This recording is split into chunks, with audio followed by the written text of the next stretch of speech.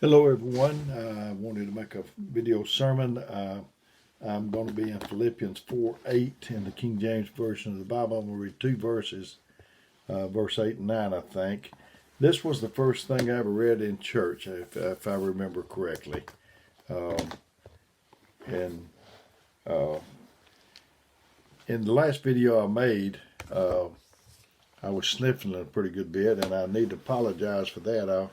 But at least one thing about these videos, uh, if I were to be sick, you won't catch it over this or the coronavirus. If that was to be the case, neither one of us would catch it. But anyway, Philippians 4:8 says, "Finally, brethren, whatsoever things are true, whatsoever things are honest, whatsoever things are just, whatsoever things are pure, whatsoever things are lovely, whatsoever things of good report, if there be any virtue, if there be any praise, think on these things. Those things which you have both learned and received and heard and seen in me, do, and the God of peace shall be with you." Um,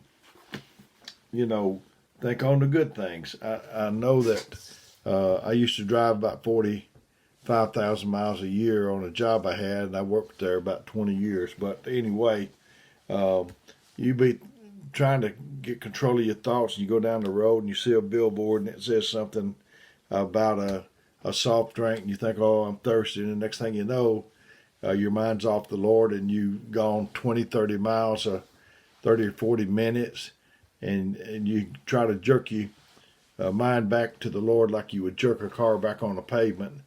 And so don't go on the rest of your life with the same mind. If you can think, you can change, you can move, you can evolve, you can grow, you can become. You are just one idea away. I've said before, if you keep thinking what you've been thinking, you'll keep doing what you've been doing. And if you keep doing what you've been doing, you'll keep getting what you've been getting. So you got to change your thinking. You're just one idea away. Your house is not the problem. Your car is not the problem. Your credit's not the problem. Your thoughts are the problem. You are one good thought away from turning the tide. As you think, so are you. Your thoughts and feelings are not a result of your reality. In fact, your reality is a result of your thoughts and feelings. You're no better than the thoughts you think. If you think little, you grow little. If you think weak, you grow weak. If you think up, you go up. You're just one thought away. God has a mission for us to go on in His name. We sit for hours watching people on reality TV. In the last video, I addressed that. People becoming famous for nothing. Everything important happens to you between your two ears. That's where the battle is. You're just one thought away from the tipping point. You serve the God with your mind. That's how we serve God. We serve humanity with our mind. Give me a thought, a plan, a strategy, and give me the courage. Let me have the courage to think. God doesn't have to whisper something to you every hour. One thought from God will keep you working 10 years or even the rest of your life. Just one good thought from God. Your thoughts are either bringing you down or bringing you up. It's not what they think about you that is limiting you. It's what you think about you and what you think about what they think about you. Why would I worry too much about what you think about me, since your thoughts have no direct bearing on me or my success, and mine on you? Stop worrying about what everyone else thinks. You don't have time to be a steward over someone else's mind.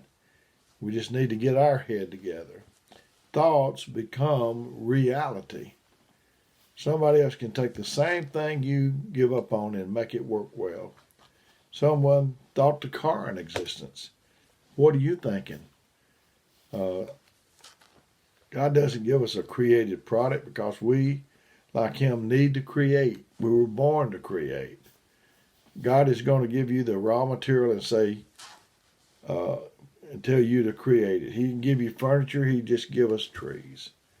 What can I do, Lord, with the things that you gave me? God didn't make boats and airplanes. Maybe we're waiting on something, on Him to give us something, and He's waiting on us to use what He has already given us. Some people are just waiting on God to do everything and tell them everything. But it's how you think about yourself. When someone goes after your mind and they mess it up, they went after your most precious resource.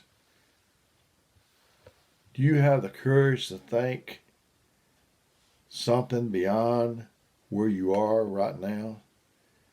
What you see is what you shall be. I've heard that. What you see is what you get. What you see is what you shall be. Thoughts produce thoughts, and thoughts produce words, and words are so powerful, even evil words are powerful. Negative words and thoughts have the power to bring you down. If negative words and thoughts have the power to bring you down, just imagine what positive words and positive thoughts can do.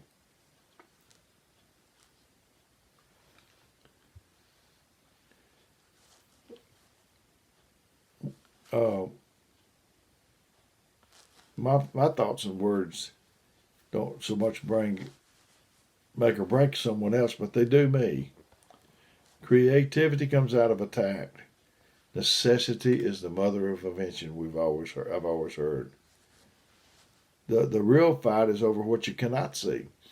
The war on terrorism, the war on crime and drugs. In the Old Testament, the war was natural, but now it is spiritual. The enemy comes to steal, kill, and destroy. We think we're waiting on God, but actually, God is waiting on you. You know, we have so many harmful thoughts. Remove all the harmful thoughts out of your mind. One by one, they must go. You got to evict them. For they're an undesirable, uninvited guest. Don't set a place for them at your table. You are, after all, what you eat or think. I had a brother come, and I was sitting down and he came through, or maybe he was sitting down and I came through. Anyway, when I shook his hand, he says, "You are what you eat." I went up and down in weight in my lifetime, and at that time I was probably pretty heavy, and I thought that's what he was talking about. Well, when I got to considering it, he was talking about this. That's whatever I think is what I will become. Bad thoughts, you are, after all, what you eat, or so think. Bad thoughts are bad for your well-being and will definitely make you sick. Be like the hotel that has all the guests it needs for one night and put up a no vacancy sign. Let the bad thoughts know that they're not welcome where you are.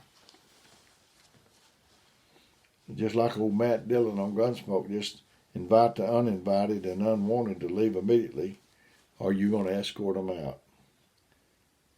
I remember when I was on guard duty in the Army, and if someone come up, if you could identify them, you'd say, "Halt," or "Who goes there?" or whatever. If it's not somebody authorized, you'd refuse them. Like a bad thought, you wouldn't give them permission to go further. The battle is in our mind. When we can learn to do with the right thing with our mind, then we're on our way. Until we do, we're going nowhere. That was the one thing that I think that, besides God helping me, that turned me around, is when I started trading them old thoughts for better thoughts and the best thoughts and the right thoughts. And no one has to call me every morning and say, "Dale, you need to be thinking on good things." I'm not expecting them to. I am in charge of my mind. I can do with it what I can get God to help me with. The mind is so critical. It is so important. That's the battleground that Satan's fighting over. It's our mind. But I've enjoyed getting this to you. I appreciate you. I love you. I care about you. And I want to do what would I need to do to help you. That is my whole mission in life, to make a difference and to help you. And I've been giving my phone number 256-508-4410. If you need me, I want you to call me. I might not get right back to you, but I'll try to get back to you as soon as I can. And if you will, leave me a message. So until next time when we do this, may God bless.